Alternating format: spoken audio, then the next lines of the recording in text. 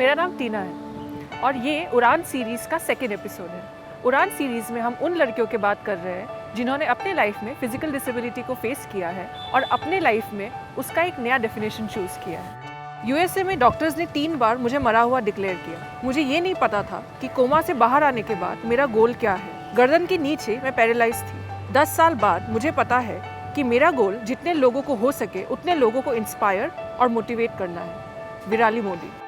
आज हम जिस लड़की के बारे में बात कर रहे हैं वो एक मॉडल है, एक एक्ट्रेस है, एक डिसेबिलिटी राइट्स एक्टिविस्ट है और एक मोटिवेशनल स्पीकर भी है। वो इंडिया के रेस्टोरेंट्स और ट्रेन्स को डिसेबल फ्रेंडली बनाने में मदद कर रही है।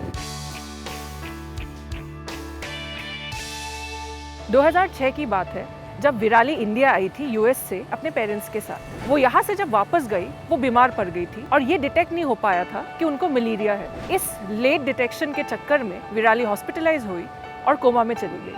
वो काफ़ी टाइम कोमा में रही और उस दौरान क्या हुआ है उनको ये कुछ भी याद नहीं। कोमा में होने की वजह से विराली को अपने लाइफ के कुछ मोमेंट्स याद नहीं है।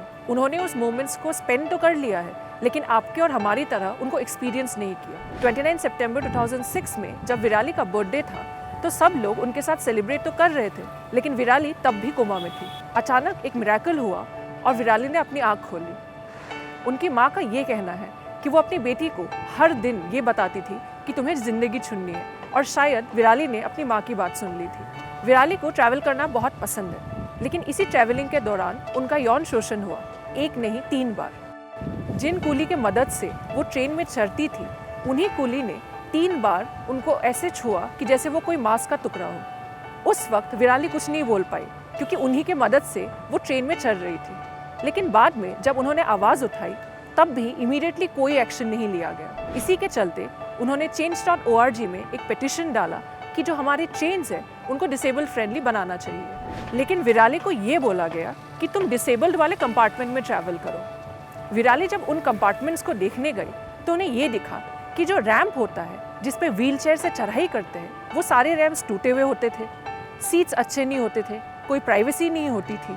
और इसके अलावा उनके दोस्तों ने उनको ये तक बताया कि मुंबई के जो लोकल ट्रेन्स हैं जहाँ पे डिसेबल फ्रेंडली कोचेस बनाए गए हैं उनमें लोग रात को दारू पीकर चढ़ते थे। इससे उन लोगों को जो वहाँ पे ट्रैवल कर रहे हैं बहुत ज़्यादा खतरा होता था। ट्रैवलिंग क्या बस एबल्ड लोगों का शौक होना चाहिए, यही सोच के विराली ने वो पिटिशन डाला था। उस पिटिशन पे अब 2 लाख से ज़्यादा सिग्नेचर्स हैं। लेकिन उस पिटिशन में ऐसा लिखा ही क्या था विराली ने? सेफ और एक्सेसिबल वॉशरूम्स जिनमें हाई टॉयलेट्स हो और बेसिन नीचे हो ताकि हाथ धोने में आसानी रहे। बर्ड्स के बीच में इतनी जगह हो कि व्हीलचेयर फिट हो सके। डिफरेंटली एबल्ड कोच में आम पैसेंजर ना चढ़ सके। बर्ड्स को घेरे हुए कर्टन्स हो ताकि प्राइवेसी मिले और कपड़े चेंज की जा सके। अगर रेल रोड्स क्रॉस करना पड़े तो उसके लिए ढंग की व्यवस्था हो।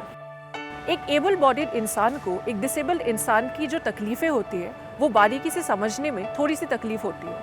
इसीलिए विराली चाहती थी कि जो भी रिफॉर्म्स किया जाए उनमें वो अपना कंट्रीब्यूशन दे और उनको समझाए कि कैसे ये रिफॉर्म्स इम्प्लीमेंट हो सकते हैं। विराली के इस पिटिशन को काफ़ी देर बाद ही सही लेकिन रिस्पॉन्स मिला रेलवे मिनिस्टर सुरेश प्रभु से। उन्होंने अपना पहला चैलेंज ओवरकम किया और इसके अलावा चेन्नई में 5 स्टेशंस डिसेबल फ्रेंडली बनाए। इन स्टेशंस के नाम हैं चेन्नई, एर्नाकुलम, कोची और त्रिशूर।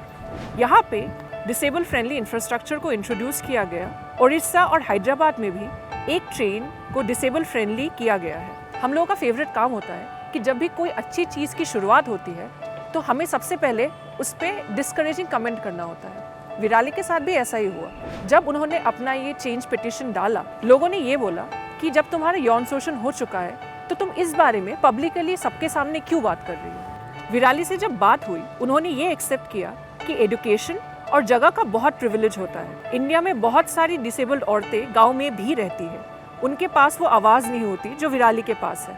इसीलिए विराली अपने एफर्ट्स से उन तक हौसला पहुंचाना चाहती है। विराली बताती है कि लोगों के एटीट्यूड में दिक्कत है। सिंपैथी तो होती है लोगों में कि सांत्वना जता दे, लेकिन लोग अक्सर ये नहीं समझ पाते कि डिसेबल होने का क्या मतलब होता है और ये हर व्यक्ति के लिए अलग होता है। विराली का मानना है कि हम मूवी से बहुत प्रभावित होते हैं। उन्होंने गुजारिश जैसी मूवी का एग्जाम्पल दिया जहाँ पे ऋतिक का कैरेक्टर एक सेंस ऑफ होपलेसनेस दिखाता है। आम फिल्मों में डिसेबल्ड लोगों को ढंग से पोर्ट्रे नहीं किया जाता है। विराली एक मॉडल भी है उन्होंने 2014 में मिस व्हीलचेयर का खिताब जीता था। वो सलमान खान की बीइंग ह्यूमन कैंपेन में भी पार्टिसिपेंट थी।